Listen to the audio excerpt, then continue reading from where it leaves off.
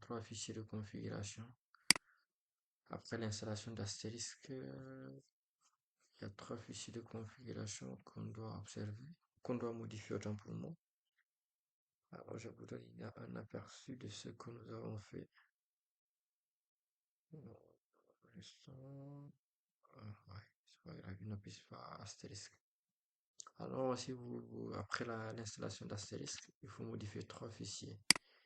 Il y a le fichier zip.conf, donc c'est slash ged, slash etc, slash asterisk.conf.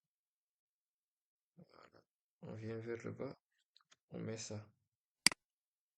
On met ça un instant, voilà, on met cette configuration. Voilà, à partir d'ici, général. D'accord, ça c'est la première partie, ça c'est la création du premier utilisateur. Et ça, c'est la création d'un deuxième utilisateur. Et ça, c'est la création d'un troisième utilisateur. C'est bon. Voilà. Après, il y a le fichier pgzip.conf. Voilà. Pgzip, pseudo dans slash etc, slash asterisk, c'est pgzip.conf ici. Donc là aussi, c'est oh. Là aussi, c'est pareil. Il faut faire ça. Je vais essayer d'agrandir un tout petit peu. Je vais essayer de faire ces lignes en bas. Voilà. C'est à partir de là où j'ai fait transport UDP. Après, on met ça. Après, on met ça. Et après, toujours à 1000, ça. Donc après, ça, on répète ces mêmes informations pour l'utilisateur 1001, OTH. Et après, ça. Après, on a répété pour l'utilisateur 1002, OTH. Et ça. Après, on enregistre, on quitte.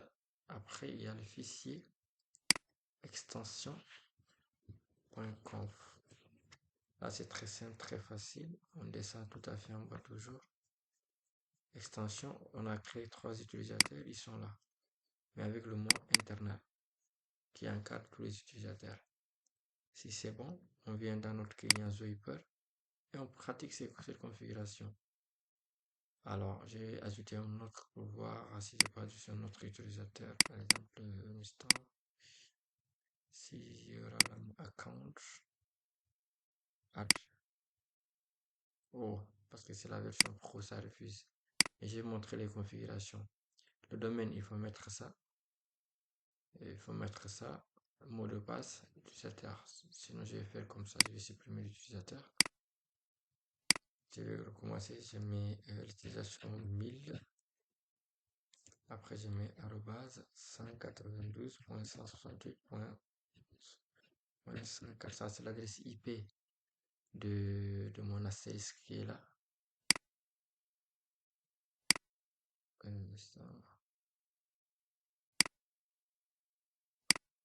Ça est là. Quand je mets if config, ça est là. D'accord. Donc, le mot de passe, c'était mot de passe 1000. Mot de passe 1000, je mets login.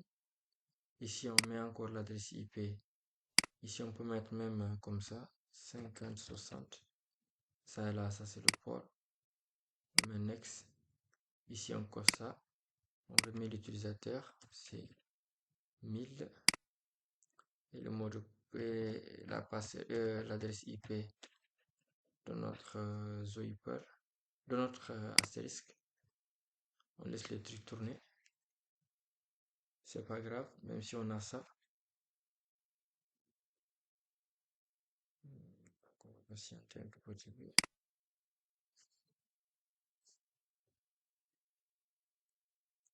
On va voir ce que cela va donner.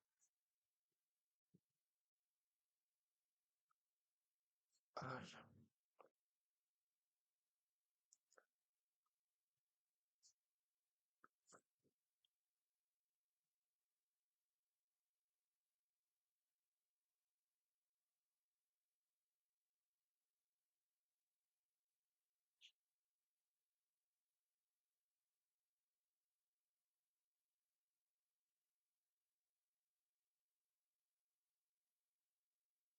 bref, même le fait qu'il met notre nom, on met skip, on met yes. Alors, il faut supprimer ça parce qu'il l'a répété plusieurs fois.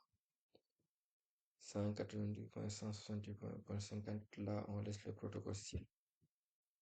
Le create account. Automatiquement, si vous venez ici, avec 104, donc il devrait pouvoir se connecter. Ah, il a dit erreur 403. Ah, oui, parce qu'il va falloir que je revienne ici pour redémarrer. Alors là, il faut faire comme ça. Il faut taper cette commande astérisque, astérisque, rvvvv, entrée. Après, il faut mettre warning. Warning, you will not mark contact one endpoint. Il faut faire ça après cette commande. PG zip reload. Après, il faut encore taper la commande reload pour faire la mise à jour. Donc là, qu'est-ce qui ne va pas toujours? Pourquoi il n'est pas connecté? Donc c'est 192. Peut-être je me suis trompé sur le mot de passe. Mot de passe 1000. Username 1000 in outbound. Donc c'était 192.168.11 après. C'est le point 102 points. Il faut mettre 50, 60. C'est ça normalement. 50, 60.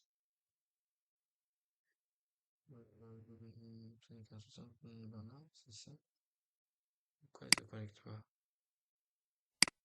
Du forbidden. Oh, qu'est-ce qui ne va pas encore? Si.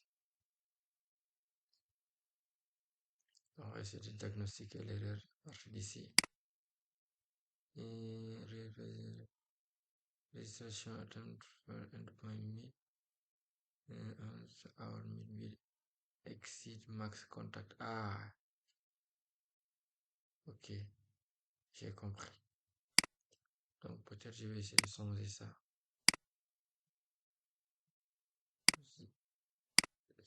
Non. Il faut faire quoi encore? C'est là. Voilà. Account. Voilà. Donc 192. Oh,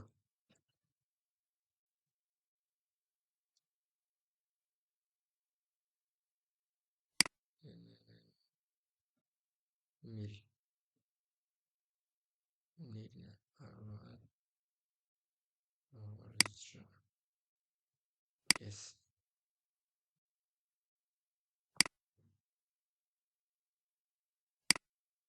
Donc jusqu'à présent, ça refuse. Donc 1000. Je vais prendre un autre. C'est 1001. 1001. Mot de passe, je pense, là c'est 1001. Là c'est 1001. Yes. Oh, j'avais le 1001, il s'est connecté. Je pense que c'était juste parce que le fait qu'on a répété le truc. Donc si c'est bon, on va faire ça. Par exemple, account, non, on va faire ça, on va fermer. Alors là, ici on peut vérifier d'abord que nos utilisateurs qu'on a créés. Donc on peut taper la commande, je pense que c'est la fatigue. Voilà, pgzip show endpoint. Voilà, il dit qu'il y a l'utilisateur 1000 qui est là. Après, il y a 1001 qui est là.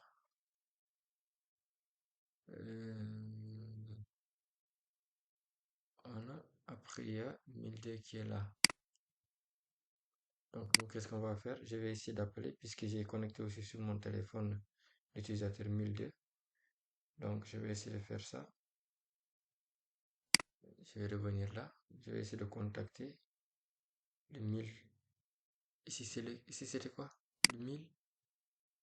C'était le 1000 combien? Le 1001.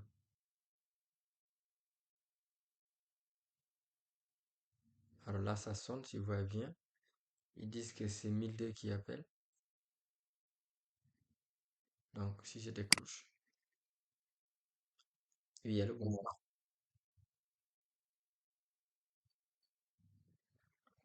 Donc, vous voyez, donc ça fonctionne correctement. Donc, on peut faire mute ici. Allô, bonjour.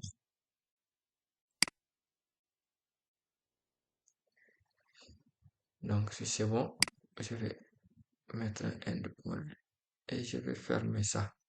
Donc, vous voyez en quelque sorte la configuration, c'est ça. Donc, mais il faut d'abord installer Asterisk jusqu'à ce que ça fonctionne. Je vais ici un truc que j'ai envie de vous montrer, c'est-à-dire quand j'appelle. Ils ont dit que c'est 1002 qui appelle ça là. Donc, vous voyez ici, ils ont dit, je vais raccrocher. C'est bon. Alors, je vais faire ça pour bloquer l'enregistrement.